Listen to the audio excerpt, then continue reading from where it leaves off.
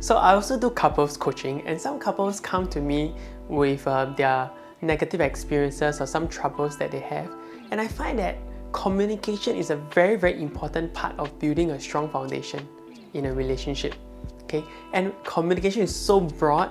Just one part of communication is about making effective requests. So the problem I often hear is that one of the partner wish that the other partner does something for them, or wanted or expected something to be done, and when they don't do it, the other partner gets upset as if the request was not met or as if the request was unheard. But when I dig deeper, the truth is the request was not even made effectively. So if these situations are familiar to you, then carry on watching this video and you can learn how to make more effective requests and have a more fulfilling relationship. Hi, my name is Joel and I'm a life coach. Welcome back to this channel where we talk about how to build better relationships and how to navigate difficult intrapersonal struggles and narratives so that you can live the life that you want to. So we're talking about requests and how some requests can be bad and some requests can be effective. Okay, so now we're going to talk about how some requests can be ineffective or bad. Okay, so for example, right, between me and my wife, sometimes we will say things like, "Wow, the rubbish bin is full already," or like, "Wow, I'm getting a bit hungry." Now, bear in mind that these two statements that we just made, they are not requests. They are actually opinion or assessment. When you say the rubbish bin is full, it's your observation, right, or an opinion. And so is "I'm hungry." Okay? But they don't tell you what you actually want to be fulfilled, although you can probably guess it. But the thing about bad requests is that we sometimes make these opinions or assessment thinking that we actually made a request from the person, and when that request is not being met, we act as if that request was rejected or was being denied. And we go like, "I thought I told you that I'm hungry," or like "the rubbish bin is full." The response that I will give is that, "Yeah, you said that, but you didn't tell me what you want out of it, right? Because I'm hungry. If I made that statement that I'm hungry, I can actually go on for another 3 hours or 4 hours without food. Right? I don't need it to be met immediately. And if you tell me the rubbish bin is full, right? Okay, we can find another rubbish bin or we can throw this rubbish somewhere else. Right? It's not a very, very direct request. Okay.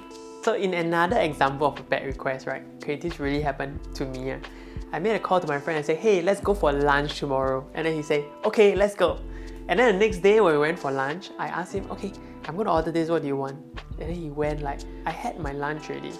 Then I go like, "What? Why do you eat lunch when we're meeting for lunch?" And then he went like, "Yeah, we're meeting in the lunchtime, in a lunch setting, but it doesn't mean I have to eat with you." And then I went, "Oh, but that was what? I didn't want to have someone watching me have lunch." So what I realized here is that in the request that I made, I missed out a key ingredient, which is the condition of satisfaction. I should have made it more clear that let's meet for lunch and have lunch together, right? Or eat together, right? But I just said, "Hey, let's meet for lunch," or maybe he heard it as "at lunch" or something like that. So it's important in a good request that the condition of satisfaction should be articulated well. Okay, so now I'm going to share with you 3 tips to make good, effective requests. Now I know that there are many other ways to make these good requests, but I find that these 3 are the most important most of the time. Okay, so the first one I have actually already mentioned, which is the condition of satisfaction. Okay, you can say that you want this, you want that, but it is important to say how you want it, the manner that you want it delivered, and what does it look like when it's delivered to you. Okay, so don't just say go for lunch, but have lunch together, or like don't just say I want to eat, but eat where, right? Or eat what cuisine or what food. So it's important to articulate well the condition of satisfaction.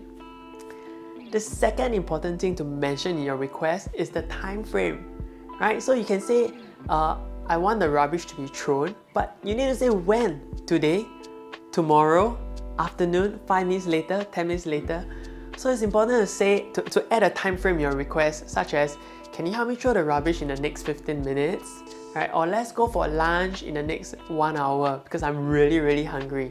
Or I'm beginning to be hungry. Let's look for lunch in about 2-3 hours time. Is that okay?" So the time frame is a really important part of making a good request. Now, the third one I see as more of a bonus, right?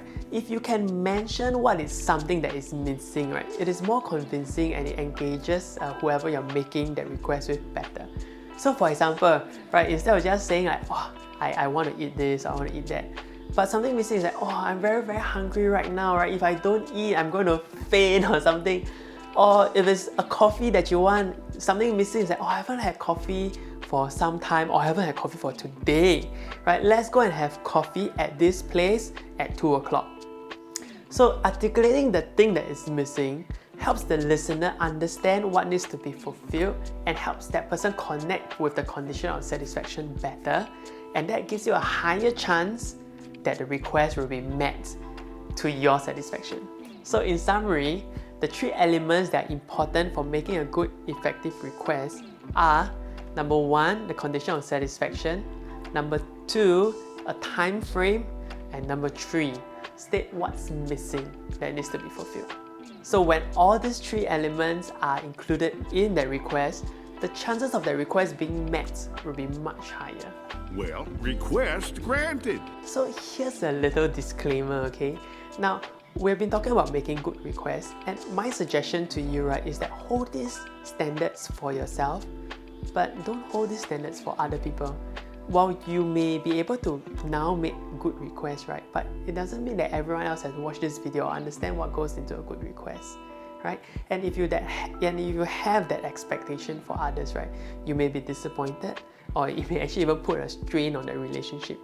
So my suggestion is that if your wife, girlfriend, boyfriend, or whoever makes an opinion like, oh, I'm hungry, right, that is your duty, and I take it as my duty to check in with my wife to say, hey, does it mean you want to eat now? Right? What do you want to eat? Right? What kind of cuisine and where do you want to go? Okay, and I take it as my obligation, right, to check in with them what is the hidden request underneath their assessments. Okay, the second disclaimer that I wanted to say is that now the examples that I've given today can be quite minor or frivolous, right? We're talking about what to eat, where you want to go. But in relationships, there could be more complex or complicated scenarios or topics. Things like financial security, emotional stability, or expectations around different roles and responsibility, right? Like what a boyfriend or a girlfriend should be or should do. Now, while those can be more complicated, the foundational principles remain the same. A good and effective request will have those same principles. The 3 that I mentioned were condition of satisfaction, time frame, and something missing. Now, if you want to know the other elements of a good request, let me know through the comment section below, and we'll see if we can make another video out of that. If this video has been helpful for you, click like and subscribe and the little bell button so that you'll be notified when a new video is up. Thanks for watching, and I'll see you in the next video. Bye!